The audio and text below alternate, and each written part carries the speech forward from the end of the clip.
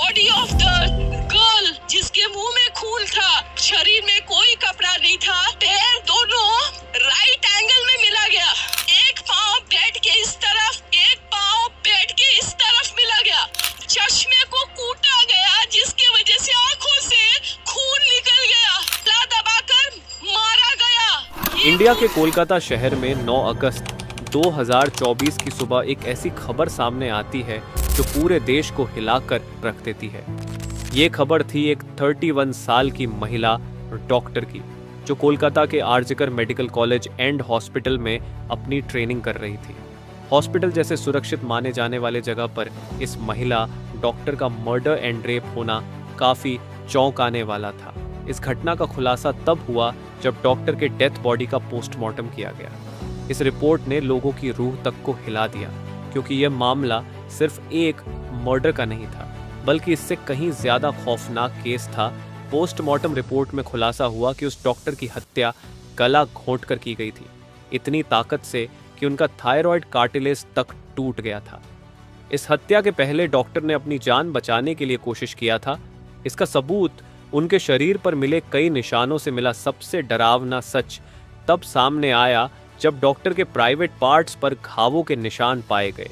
इससे साफ हुआ कि यह सिर्फ मर्डर का मामला नहीं था, बल्कि ये रेप के बाद किया गया एक खौफनाक हत्याकांड था। हॉस्पिटल के परिसर में इतनी बड़ी घटना हो जाती है और किसी को कान खबर तक नहीं होती। क्या उस रात कुछ ऐसा हुआ था जिसे जानकर आप गुस्से से बौखला जाओगे? क्या वहां कोई और था जिसने इस क्रूर घटना को अंजाम दिया? और अगर था तो आखिर कौन था? इन्हीं सवालों के जवाब खोजते हुए हम आज की इस वीडियो में आपको बताएंगे कि आखिर क्या हुआ था उस रात इस मेडिकल कॉलेज के शांत माने जाने वाले परिसर में। जब आपको सच का सामना होगा तो यकीन मानिए आपके भी रोंगटे खड़े हो जाएंगे। Guys, before starting this video let me tell you कि मैं यहाँ पर उन फीमेल डॉक्टर को श्रुति नाम से रेफर करने वाला हूँ, एंड ये उनका रियल नेम नहीं है, सो कंफ्यूज मत होना। श्रुति एक जूनियर डॉक्टर जो कि कोलकाता के RG Kar medical college and hospital से अपनी डॉक्टर की ट्रेनिंग ले रही थी 8 अगस्त 2024 को। और दिन की तरह श्रुति अपनी नाइट शिफ्ट पर होती है और वह अपनी जॉब कर रही होती है। तभी रात के 11 बजे उन्हें अपनी मदर का फोन आता है, जैसे कि हर दिन आता था, क्योंकि पेरेंट्स को तो अपने बच्चों की चिंता हमेशा होती है। श्रुति की मदर उनसे पूछती है कि क्या तुमने खाना खा लिया और तबीयत वगैरह तो ठीक है तुम्हारी? जिसके रिप्लाई में श्रुति बोलती है कि उनकी तबीयत एकदम ठीक है और वो बस अभी कुछ पेशेंट्स को देखने जा रही है, जिसके बाद वो अपने कलीग्स के साथ बैठकर खाना खाएंगे। अपनी मदर से बात करने के बाद श्रुति पेशेंट्स को देखने राउंड पर निकल जाती है। सारे पेशेंट्स को देखने में और अपना काम खत्म करने में श्रुति को रात के 2 बज जाते हैं, जिसके बाद वो अपने कलीग्स के साथ जाकर हॉस्पिटल कैंटीन में ही बैठ जाती है, जहां मिलकर ये लोग अपना खाना भी खाते हैं और साथ साथ थोड़ी बातें भी करते हैं।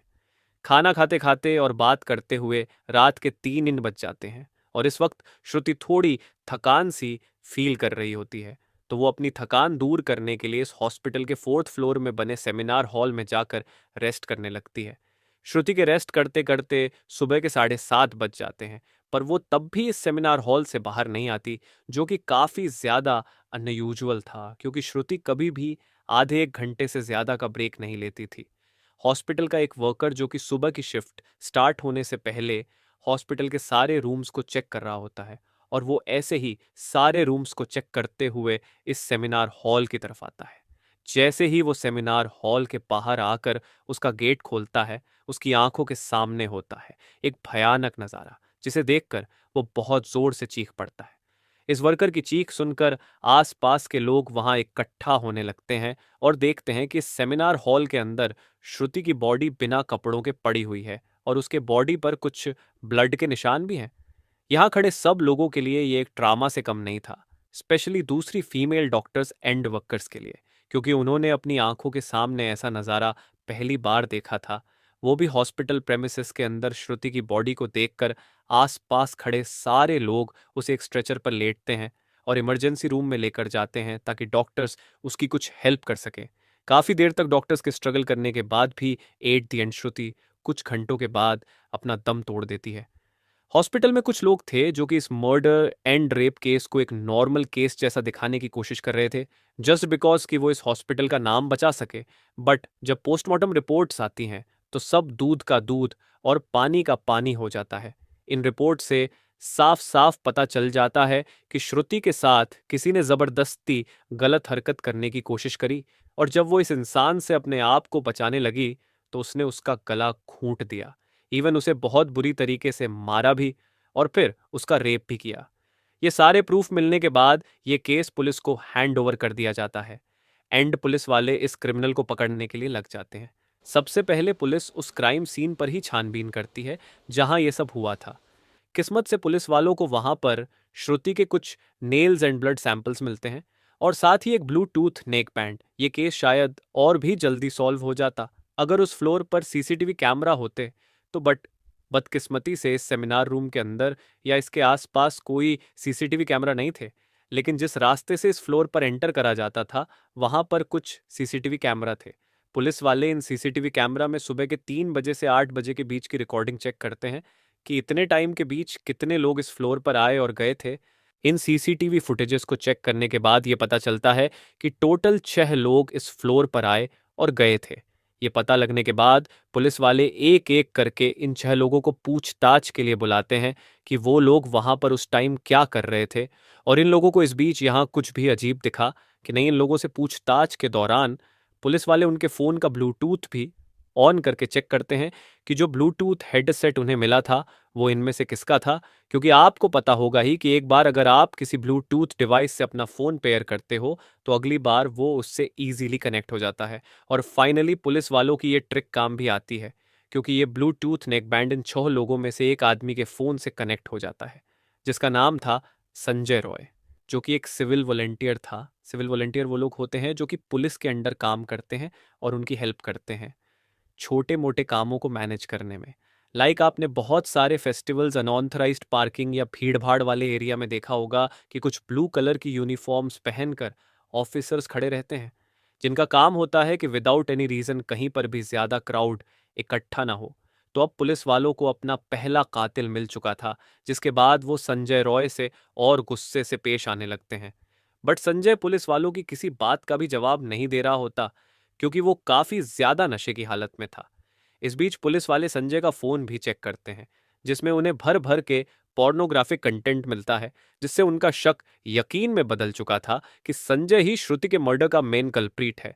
इसके बाद पुलिस वाले संजय रॉय को और ज्यादा डराने लगते हैं एंड फाइनली वो डर कर अपना गुनाह कबूल भी कर लेता है कि उसने ही श्रुति को मारा है और उसका रेप किया है। यह पता लगते ही कुछ पुलिस वाले और प्रूफ्स कलेक्ट करने संजय रॉय के घर जाते हैं, जहां पर उन्हें एक शू मिलता है जिसके ऊपर कुछ खून जैसे ही धब्बे थे। तो पुलिस वाले उसका सैंपल कलेक्ट कर लेते हैं।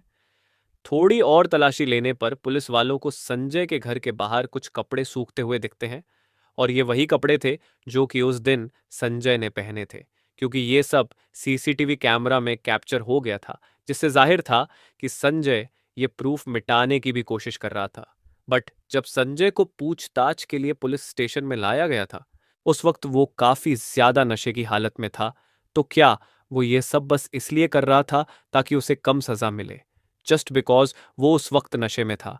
बाद में जब पुलिस वाले उस शू पर लगे ब्लड सैंपल्स को चेक करवाते हैं तो वो भी श्रुति के ब्लड से मैच हो जाता है, which was a solid proof against him. इन सारी रिपोर्ट्स एंड डिटेल्स को एक साथ कंबाइन करके पुलिस वालों को पता चलता है कि उस रात संजय रॉय काफी ज्यादा नशे की हालत में था और वो रात के 11 बजे हॉस्पिटल में एंटर करता है। संजय अक्सर उस हॉस्पिटल में नाइट शिफ्ट किया करता था, तो उसे यहाँ की काफी अच्छी नॉलेज भी थी कि कहाँ पर कैमरा है और कहाँ पर नहीं। तो वो आराम से इस हॉस्पिटल के 4th फ्लोर पर जाकर बैठ जाता है, क्योंकि वो नहीं चाहता था कि कोई उसे ज्यादा नशे की हालत में देखे, वरना वो अपनी जॉब से हाथ धो सकता था। 4th फ्लोर पर आते ही वो अपना आराम से सो जाता है। जब उसकी आंख खुलती है तब तक सुबह के 3 बज चुके थे। तभी संजय की नजर श्रुति पर पड़ती है, जो कि रेस्ट करने सेमिनार हॉल में जा रही थी। श्रुति को अकेला देखकर संजय के इरादे बिगड़ने लगते हैं। वो पहले काफी देर तक इस फ्लोर के चक्कर लगाने लगता है, ये कंफर्म करने के लिए कि कोई यहां पर ज्यादा आ तो नहीं रहा। जब उसे लगता है कि हाँ उसका रास्ता साफ है, तो वो 4 बजे सेमिनार हॉल के अंदर एंटर करता है और फिर वहां से 4:45 पर बाहर आता है। इन 45 मिनट्स तक श्रुति के साथ इस आदमी ने क्या क्या किया होगा और वो कितने पेन से गुजरी होगी, ये सोचकर ही किसी का भी दिल सहम जाएगा। स्पेशली श्रुति के पेरेंट्स, जिन्होंने इतनी उम्मीद से और सेक्रीफाइसेस करके अपनी बच्ची को डॉक्टर बनने भेजा था, एंड श्रुति अपने पेरेंट्स की अकेली बेटी थी, तो उनके लिए तो ये किसी सदमे से कम नहीं होगा। एंड गाइस, ये केस अभी भी क्लोज नहीं हुआ है और 23 अगस्त तक संजय राय को कस्टडी में रखा जाएगा।